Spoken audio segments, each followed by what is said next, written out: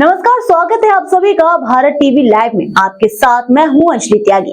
आइए खबरों की शुरुआत करते हैं। राज्यपाल और मुख्यमंत्री 14 शिक्षकों को आज प्रदान करेंगे राज्य स्तरीय शिक्षक पुरस्कार। 54 लाख विद्यार्थियों के खातों में सीधे अंतरित हुई 324 करोड़ रुपए की गणवेश राशि। राज्यपाल मंगूभाई पटेल और मुख्यमंत्री डॉक्टर मोहन यादव राज्य स्तरीय शिक्षक सम्मान समारोह में 14 शिक्षकों को सम्मानित किया। समारोह में निःशुल्क गणवेश योजना अंतर्गत प्रदेश के शासकीय प्राथमिक एवं माध्यमिक विद्यालयों में अध्ययनरत 54 लाख विद्यार्थियों के बैंक खातों में करीब 324 करोड़ रुपए की राशि सिंगल क्लिक से अंतरित की गई। राज्य स्तरीय सम्मान से विभूषित सभी शिक्षकों का सम्मान राशि 25,000 रुपए शॉल, श्रीफल एवं प्रशस्ति पत्र से सम्मानित किया गया। समारोह में अतिथियों द्वारा राष्ट्रीय इंस्पायर अवार्ड प्रतियोगिता में प्रथम स्थान प्राप्त करने वाले भिंड जिले के शासकीय उच्चतर माध्यमिक विद्यालय उद्योतगढ़ के कक्षा 10वीं के विद्यार्थी दीपक वर्मा को 25,000 रुपए की विशेष सम्मान निधि, राष्ट्रीय स्तर पर 5वें स्थान पर रही बालाघाट जिले के शासकीय उत्कृष्ट उच्चतर माध्यमिक विद्यालय लांजी की छात्रा शिरोमणि दहीकर तथा 31वें स्थान प्राप्त करने वाले भोपाल जिले के कक्षा 7वीं के विद्यार्थी आरुष ना को 15,000 रुपए की विशेष सम्मान निधि प्रदान की गई। इन विद्यार्थियों के साथ ही उनके गाइड शिक्षकों को भी सम्मानित किया गया। अंतर्राष्ट्रीय संस्था T4 एजुकेशन के द्वारा नवाचार श्रेणी में विश्व में प्रथम स्थान प्राप्त विद्यालय CM राइस बिनोवा रतलाम के शिक्षकों का सम्मान किया गया। राज्य स्तर की शैक्षिक संगोष्ठी से चयनित प्रथम प्रतिभागी को 11,000 रुपए, द्वितीय प्रतिभागी को 7,000 एवं तृतीय को 5,000 रुपए राशि के साथ शॉल, श्रीफल, प्रशस्ति पत्र कर सम्मानित किया गया। मंत्री श्री ने भारत माता की जय बुलाई मगर बहुत आवाज नहीं आया। अभी बोलेंगे भारत माता की, अभी भी कम आवाज है। भारत माता की वंदे वंदे। राज्य स्तरीय शिक्षक सम्मान एवं गणवेश वार्षिक वितरण समारोह में अपने बीच उपस्थित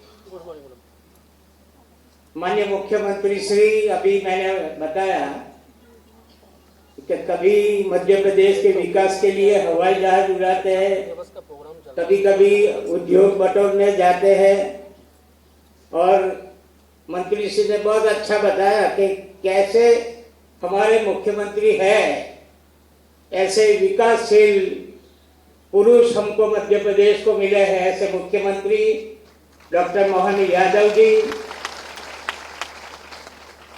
मंत्री श्री स्कूल शिक्षा विभाग श्री उदय प्रताप सिंह जी, प्रमुख सचिव जनजातीय कार्य विभाग डॉक्टर रमेश कुमार जी, सचिव स्कूल शिक्षा विभाग डॉक्टर संजय गोयल जी, आयुक्त लोक शिक्षण श्रीमती शिल्पा गुप्ता जी, संचालक श्री हरजिंदर सिंह जी, सम्मान प्राप्त गण, शिक्षक गण एवं विद्यार्थीगण, उपस्थित महानुभाव, भाइयों और बहनों, प्यारे बच्चों, मीडिया के मित्रों, हमने सामने ही डॉक्टर राधाकृष्ण जी का फोटो रखा। कभी उनको पूछा कि जन्मदिन मनाना है तो उन्होंने बोला कि जन्मदिन मनाना है तो शिक्षक दिन के जन्मदिन मनाओ, यानी खुद शिक्षक तो जन्मदिन मनाओ तो शिक्षक को प्रेरणा मिले, उसका सम्मान हो और बहुत जरूरी है। और हम शिक्षक दिन को उनकी जन्म जयंती बना दें। दूसरा है राष्ट्रपति अब्दुल कलाम जी। किसी ने पूछा कि आपको जानना है तो कौन से पद से जाने, और साइंटिस्ट थे, शिक्षक भी थे, तो उन्होंने कहा कि मेरे को जानना है तो मेरे को शिक्षक के रूप में जानो, ये मेरी पद्धति है। दुनिया के अंदर वो हमारी गुरु शिष्य परंपरा ही है, जिसके कारण से हर काल, हर युग में, हर समय हमारी दी गई शिक्षा व्यवस्था और गुरुकुल ने हर आने वाली चुनौतियों में अपनी महत्वपूर्ण भूमिका अदा की है।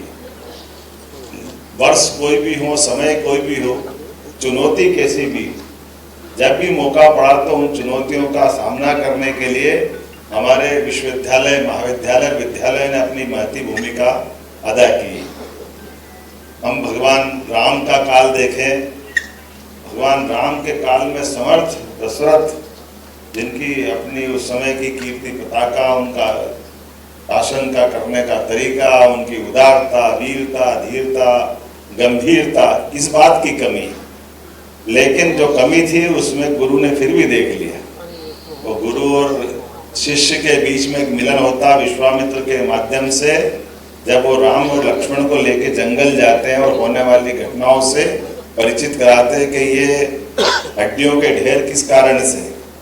ये बड़ा अलग प्रकार का विषय है, लेकिन ये बात हमारे लिए आज भी विचार का विषय तो है ही है कि समर्थ शासन काल होने के बावजूद भी बगल के शासन की व्यवस्थाओं में गली निकाल करके अव्यवस्था कैसे रास्ता निकालती है।